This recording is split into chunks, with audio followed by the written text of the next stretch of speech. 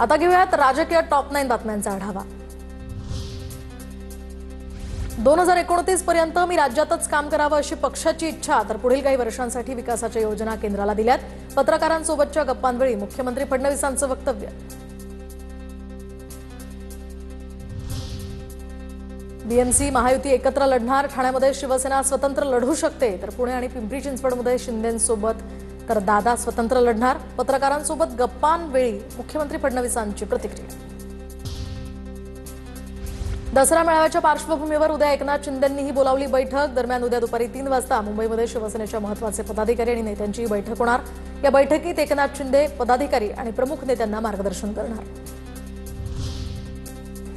सैन्यासाठी solar tent उभारणाऱ्या Wangchuk यांना अटक आणि दहशतवादी घुसवणाऱ्यांसोबत मॅच। सरकारचं हे देशभक्तीचं ढोंग। उद्धव ठाकरेंचा हल्लाबोल, तर भारत पाकिस्तान सामन्यावर बहिष्कार टाका, उद्धव ठाकरेंचं आवाहन। यासाठी सोलारचे टेंट बांधून देणारी टेक्नॉलॉजी देणाऱ्या सोनम वांगचुक यांना देशद्रोही ठरवलं जातं आणि जो देश खरे अतिरेकी ज्यांना जे घुसवत आहेत त्यांच्याबरोबर हे क्रिकेट खेळत आहेत, हे यांचं देशभक्तीचं ढोंग आहे। लक्ष्मण हाकेंवर हल्ला करणाऱ्या तिघांना अहिल्यानगर तालुका पोलिसांनी ताब्यात घेतलं। दौंड महामार्गावर लक्ष्मण हाके नाश्त्यासाठी थांबले होते, त्याचवेळी त्यांच्या गाडीवर काही लोकांनी हल्ला केल्याची माहिती।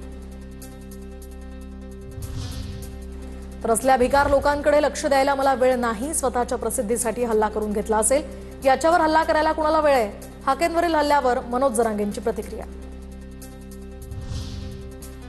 ओबीसी चळवळीमध्ये पुढे आल्यावर घाणेरडे आरोप केले जातात, मारहाणही केली जाते। आरोप केले की माणूस व्यथित होतो, त्यामुळे व्यथित होऊन पोस्ट केली असेल। हाकेंच्या कार्यकर्त्याला झालेल्या मारहाणीनंतर विजय वडेट्टीवारांची प्रतिक्रिया। परवा त्याच्या समर्थकाला खूप मारहाण झाली, त्याला ट्रॅप करून कोणीतरी पैशाचं आम्ही दाखवलं, त्यांनी मागितले नाही आणि त्याच्यावर आरोप लावले गेले। ते व्यथित होऊन त्यांनी तशा प्रकारची पोस्ट केली असावी। अमरावती जिल्हाधिकारी कार्यालयासमोर 2 ओबीसी बांधवांचे 4 दिवसांपासून आमरण उपोषण सुरूच, तर मंत्री चंद्रशेखर बावनकुळेंनी त्यांची भेट घेतली। त्यानंतर लेखी आश्वासन न मिळाल्यामुळे उपोषणकर्ते मागणीवर ठाम।